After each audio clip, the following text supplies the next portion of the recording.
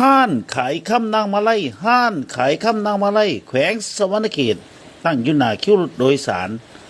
นครไกรสอนพรหมวิหารแขวงสวรรณเขตหับแหลกเปลี่ยนซื้อขายทองคำมีคำแทงคำหูพันหลากหลายลวดลายเป็นสายข้อสายแขนแหวนต่างหู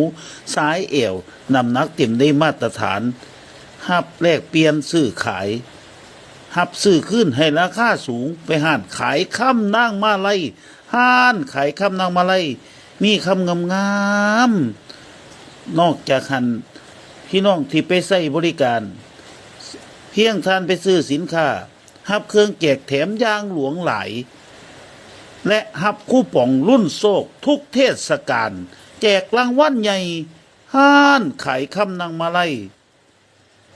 ยังเป็นเจ้าของผู้เดียวกันกับแมคเคียโตรีสอร์ทมีห้องพักสะอาดสะดวกสบายแมคเคียโตรีสอร์ทตั้งอยู่หลักสี่หอมไส้สวยกงสุนไทยแม่เข้าไปใส่บริการราคาเป็นกันเองห้านขายคำนางมาไล่ยังมีห้านสบายดีมาร์ท